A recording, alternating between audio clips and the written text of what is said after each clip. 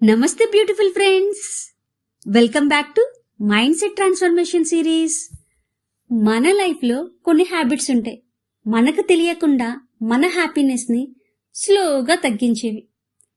ఈరోజు అలాంటి ఒక ఇంపార్టెంట్ టాపిక్ గురించి మాట్లాడుకుందాం. అందరికీ నచ్చాలి అనే అవసరం ఉందా? మీరు ఎప్పుడైనా ఇలా ఫీల్ అయ్యారా? మీ మనసుకు ఇష్టం లేకపోయినా నో చెప్పలేక ఎస్ చెప్పటం, తర్వాత ఒక్కటే అనిపించటం, నేనెందుకు ఇలా చేస్తున్నాను అని. మీరు అందరికీ నచ్చడానికి ట్రై చేస్తున్నారు, కానీ ఒక్కసారి ఆలోచించారా? మీ లైఫ్లో మీకు నచ్చుతున్నారా?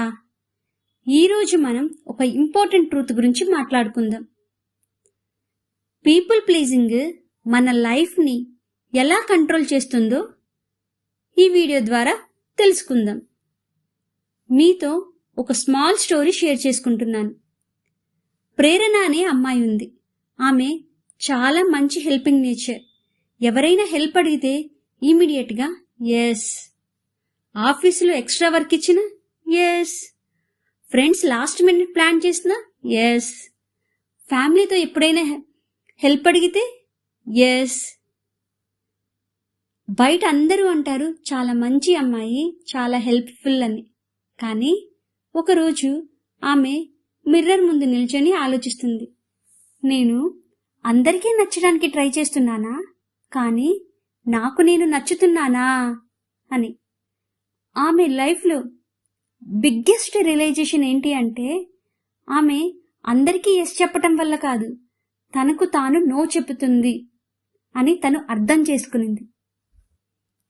చాలా మంది అనుకుంటారు అందరికీ నచ్చితే లైఫ్ స్మూత్గా ఉంటుంది అని. కానీ నిజం ఏంటి అంటే, అందరికీ నచ్చటానికి ట్రై చేస్తే మీ ఐడెంటిటీ అనేది లాస్ అయిపోతుంది. ఎందుకు అంటే మీరు మీ రియల్ ఫీలింగ్ని హైడ్ చేస్తారు, మీ అవసరాలని ఇగ్నోర్ చేస్తారు, మీ బౌండరీస్ని బ్రేక్ చేసేస్తారు. స్లోగా మీ లైఫ్లో స్ట్రెస్ పెరిగిపోతుంది. గుర్తుంచుకోండి, people pleasing is not kindness, it is a fear of rejection. ఇక్కడ మీకు ఒక ఎగ్జాంపుల్ చెప్తాను. మీరు బిజీగా ఉన్నారు అనుకోండి, ఒక ఫ్రెండ్ కాల్ చేసి బయటికి వెళ్తాను అని, నువ్వు వస్తావా అని అడిగింది. మీ మైండ్లో ఇమీడియట్గా 2 వాయిసెస్. వాయిస్ 1 ఏంటి అంటే, నాకు రెస్ట్ కావాలి అని. వాయిస్ 2 వచ్చేసేటప్పటికి, నో చెప్పితే వాళ్ళు ఏమనుకుంటారు. ఫైనల్లీ మీరు ఎస్ అంటారు, వెళ్తారు, హెల్ప్ చేస్తారు, కానీ టైర్డ్, ఇరిటేషన్ ఫీల్ అవుతారు.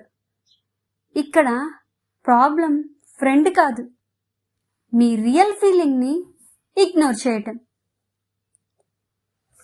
పీపుల్ ప్లీజింగ్ అంటే తన సొంత అవసరాలను, కోరికలను పక్కన పెట్టి ఇతరులను సంతోషపెట్టడం లేదా మెప్పించటం కోసం అతిగా ప్రయత్నించే స్వభావం. మనం ఎందుకు ఇలా బిహేవ్ చేస్తామో తెలుసా? చిన్నప్పటి నుంచి మన మైండ్లో కొన్ని బిలీఫ్స్ క్రియేట్ అవుతాయి. మంచి వాళ్ళంటే నో చెప్పకూడదు, ఆపోజిట్గా మాట్లాడకూడదు, అందరికీ అడ్జస్ట్ అవ్వాలి.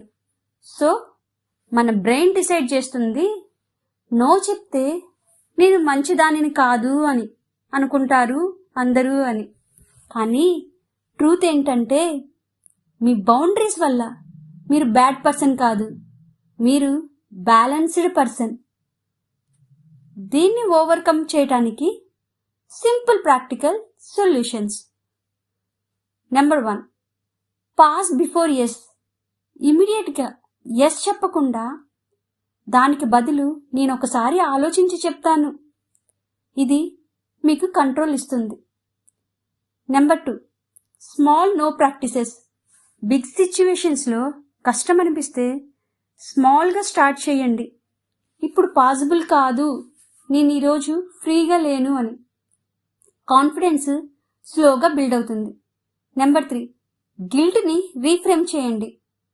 నో చెప్పినప్పుడు గిల్ట్ వస్తుంది, కానీ గుర్తుంచుకోండి, గిల్ట్ అనేది గ్రోత్ సైన్, మీరు చేంజ్ అవుతున్నారు అని అర్థం.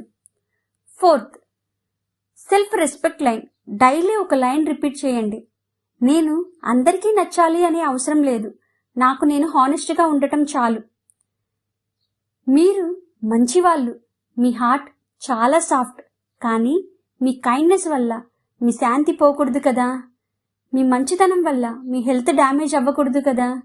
మీ హెల్పింగ్ నేచర్ వల్ల మీ ఐడెంటిటీ లాస్ అవ్వకూడదు కదా. సమ్ టైమ్స్ మీ లైఫ్ని ప్రొటెక్ట్ చేయటానికి ఒక చిన్న వర్డ్ చాలు, అదే నో. ఈ వీడియో మీరు కనెక్ట్ అయితే కామెంట్ చేయండి, నాకు నేను ఇంపార్టెంట్ అని. ఇంకా ఎవరైనా పీపుల్ ప్లీజింగ్ వల్ల సఫర్ అవుతున్నారు అని అనిపిస్తే ఈ వీడియో వాళ్ళకి షేర్ చేయండి. బికాస్ కొన్నిసార్లు ఒక సింపుల్ అవేర్నెస్ ఒక లైఫ్ని మార్చగలదు. మళ్ళీ నెక్స్ట్ ఎపిసోడ్లో కలుస్తాం. Until then, signing off. నమస్తే.